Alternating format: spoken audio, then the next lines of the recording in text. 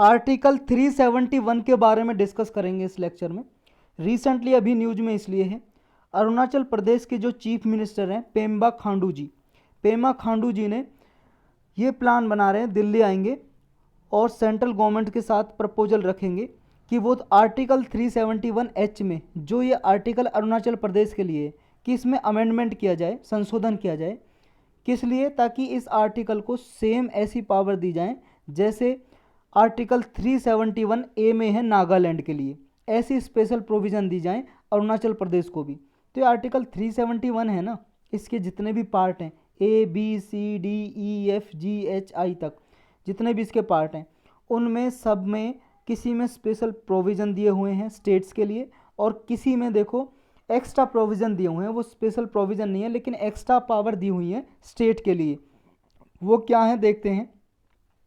इसकी और क्या डिमांड है अरुणाचल प्रदेश की? जो चीफ मिनिस्टर हैं अरुणाचल प्रदेश के पेमा खांडू जी, इनकी यही डिमांड है जैसे नागालैंड के लिए स्पेशल प्रोविज़न दे रखी हैं कि नागालैंड क्या है अपने रिलीजन के लिए या सोशल प्रैक्टिसेस हैं ट्राइबल पीपल की, उनके लिए स्टेट में या उनके जैसे भी कस्टमरी लॉ हैं, जैसे भी उनके रीति रिवाज हैं नागा पीपल के, स्टेट की ट्राइब के, वो अपने सिविल और क्रिमिनल जस्टिस के लिए खुद के लॉ अपनी ट्राइब के रीति रिवाज के हिसाब से बना सकते हैं, या उन्हें अपने स्टेट में नागा पीपल की लैंड को ट्रांसफ़र करना है या उसके रिसोर्सेज को प्रोटेक्ट करना है, उनकी ओनरशिप किसके पास रहेगी, इन सब के लिए वो कानून बना सकते हैं। ऐसी स्पेशल प्रोविज़न चाहता है अरुणाचल प्रदेश। क्यों चाहता है? ताकि वो ट्राइबल के राइट को, जो अरुणाचल प्रदेश में ट्राइबल रहते हैं अनुसूचित जनजाति के लोग, आदिवासी लोग, उनके अधिकारों को बचाया जा सके, प्रोटेक्ट किया जा सके और उनके जितने भी कस्टमरी लॉज हैं, कस्टमरी लॉज मतलब उनकी कस्टम के हिसाब से, कस्टम्स मतलब है रीति रिवाज के हिसाब से जो भी उनके नियम कानून है, रूल्स रेगुलेशन है, उनको वो प्रोटेक्ट करके रख सकें, इसलिए डिमांड कर रहे हैं। तो हम आर्टिकल 371 के बारे में पूरा डिटेल से डिस्कस करते हैं। आर्टिकल 369 से लेकर 392 तक ये पार्ट 21 में आते हैं। आपको पता है हमारे संविधान में 22 पार्ट हैं, 21 में आते हैं और इस 21 पार्ट का टाइटल दिया हुआ है हमारे संविधान में temporary, transitional and special provisions. Article 371 है जो, उसमें स्पेशल प्रोविज़न दी हुई हैं 11 स्टेट्स के लिए, जिसमें 6 स्टेट हैं नॉर्थ ईस्ट एरिया में, जो हमारे भारत का ये नॉर्थ ईस्ट एरिया है, अरुणाचल प्रदेश, असम, मिजोरम, ये वाला एरिया है, नागालैंड वगैरह, इसके लिए स्पेशल प्रोविज़न 6 स्टेट के लिए दी गई हैं। टोटल 11 स्टेट हैं जिसमें स्पेशल प्रोविज़न है। जो आर्टिकल 370 और 371 ये तो हमारे ओरिजिनल कॉन्स्टिट्यूशन का पार्ट था। जब 26 जनवरी 1950 का हमारा संविधान लागू हुआ था, शुरू हुआ था, कमेंसमेंट का मतलब शुरू हुआ था, बिगनिंग हुई थी, तभी आर्टिकल 370 और 371 था। 371 के में जो ABCD आर्टिकल 371A से लेके 371J तक ये बाद में सब्सिक्वेंटली का मतलब है बाद में जोड़े गए हैं हमारे संविधान में, बाद में इनकॉर्पोरेटेड किए गए हैं। तो क्या है ये आर्टिकल जानते हैं एक एक करके। जो आर्टिकल 371 है इसमें महाराष्ट्र और गुजरात के लिए स्पेशल रिस्पॉन्सिबिलिटी दी गई है गवर्नर को। जो महाराष्ट्र और गुजरात के गवर्नर हैं उनको स्पेशल पावर दी गई है, ये समझ लो। किस लिए?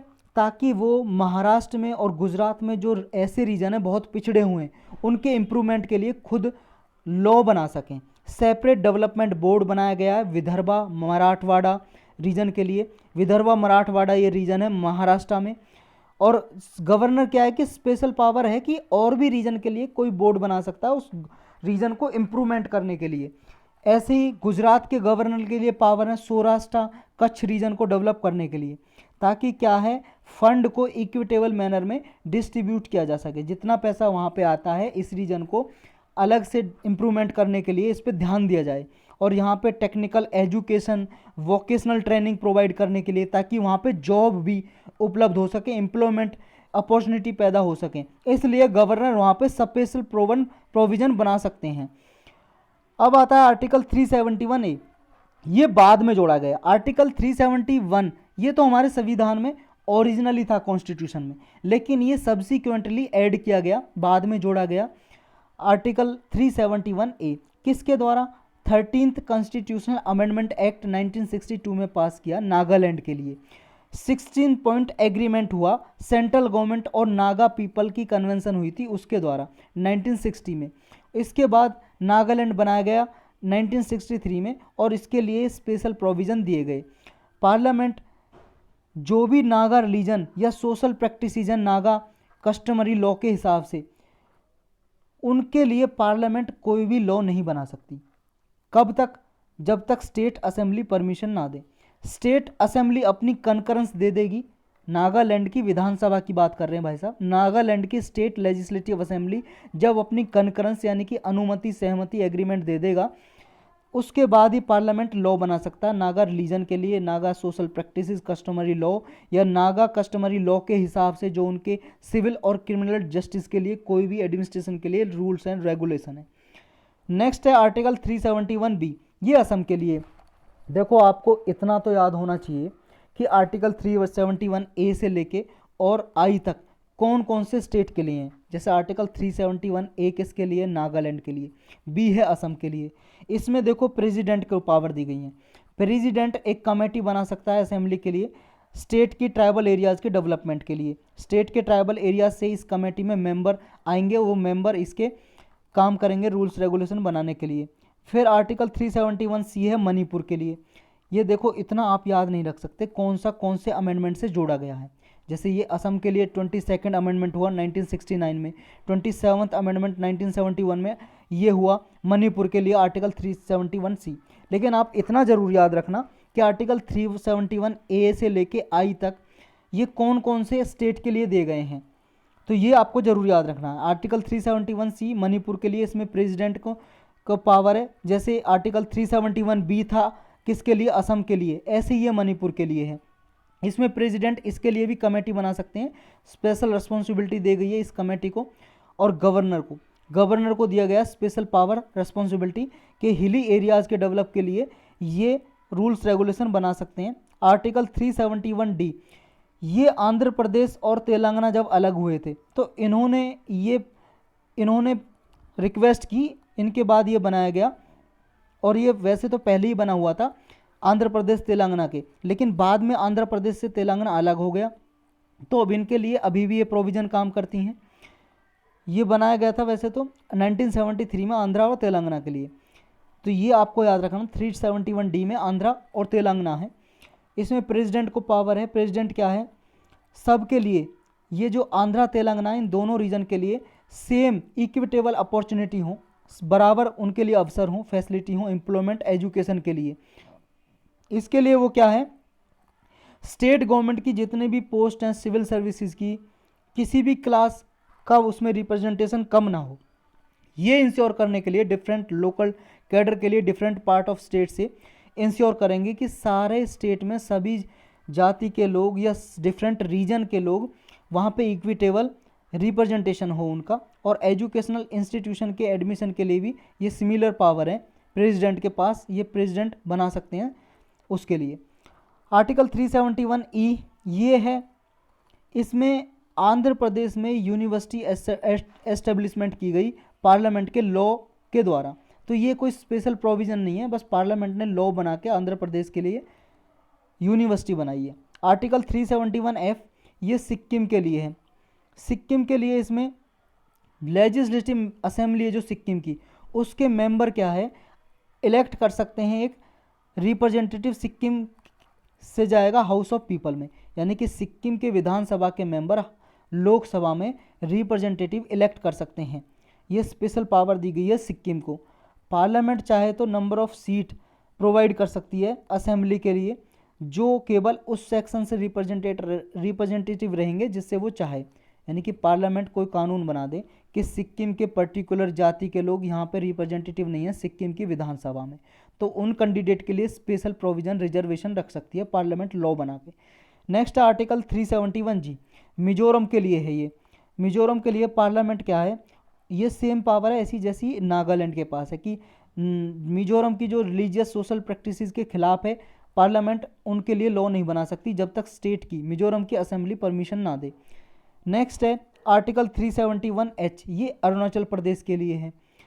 अरुणाचल प्रदेश के लिए गवर्नर को स्पेशल रिस्पॉन्सिबिलिटी दी गई है लॉ एंड ऑर्डर मेंटेन करने के लिए अरुणाचल प्रदेश में कोई रिवॉर्ड्स ना हो, दंगे प्रसाद ना हो, लॉ एंड ऑर्डर मेंटेन रहे, इसके लिए गवर्नर को पावर दी गई है। गवर्नर काउंसिल ऑफ मिनिस्टर से कंसल्ट करके, काउंसिल ऑफ मिनिस्टर से सहमत होकर ये इंडिविजुअल जजमेंट दे सकते हैं और रूल्स रेगुलेशन बना सकते हैं। और अरुणाचल प्रदेश ये चाह रहा है कि इसमें जैसे नागालैंड को स्पेशल पावर दी गई है ऐसी पावर दें, ताकि हम भी कस्टमरी लॉ के हिसाब से रूल्स रेगुलेशन बनाने की हमारे पास पावर हो, गवर्नर के पास पावर हो। आर्टिकल 371J, 371J दिया गया है। वैसे आर्टिकल 371H के बाद आई आता है, तो पहले जे दे दिया है, इसमें जे ही पढ़ लेते हैं पहले। आर्टिकल 371J है जो कर्नाटक के लिए है।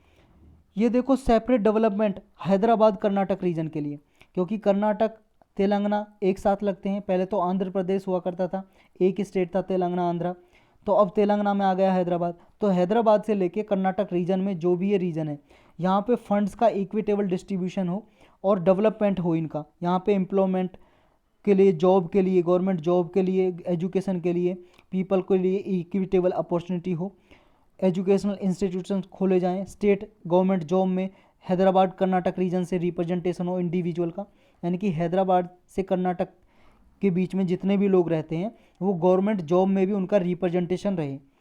आर्टिकल 371I ये पहले आना चाहिए था लेकिन बाद में आ गया। आर्टिकल 371I में गोवा के लिए प्रोविज़न दी गई हैं, गोवा के लिए। तो ये कोई देखो स्पेशल प्रोविज़न नहीं है, लेकिन गोवा के लिए प्रोविज़न दी गई है आर्टिकल 371I में। तो इसका सिग्निफिकेंस क्या हुआ, इंपॉर्टेंस क्या हुई इन स्पेशल प्रोविज़न और जो ये एक्स्ट्रा प्रोविज़न दी गई हैं? ये इसलिए दी गई हैं ताकि इंडिविजुअल स्टेट के लिए स्पेशल सेफगार्ड दिए सकें, स्पेशल सेफगार्ड दिए जा सकें, यानी कि उन्हें स्पेशल पावर दी जा सकें ताकि वो स्टेट अपने लिए रूल्स रेगुलेशन बना सकें। तो आर्टिकल 371 से लेकर 371I तक और 371J तक, 371I तक और 371J तक वो बना सकें, ये दिया गया है आर्टिकल 371J तक स्पेशल प्रोविज़न।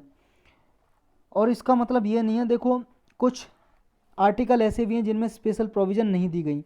जैसे देखो आर्टिकल 371E है, उसमें कोई स्पेशल प्रोविज़न नहीं है। आंध्र प्रदेश तेलंगाना के लिए स्पेशल प्रोविज़न नहीं है, लेकिन एक्स्ट्रा प्रोविज़न तो हैं ताकि वो अपना सेफगार्ड कर सकें स्टेट। स्पेशल पावर नहीं दी गई है लेकिन एक्स्ट्रा प्रोविज़न रखी गई है इन स्टेट के लिए।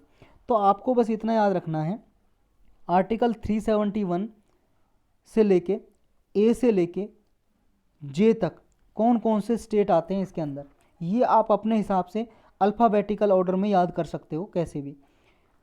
मैच द फॉलोइंग में पूछ सकते हैं भाई साहब, कई बार पूछा गया, अगर आपने प्रीलिम्स के पेपर देखे होंगे ऐसे पूछे गए, मैच द फॉलोइंग में आर्टिकल पूछ लेता है।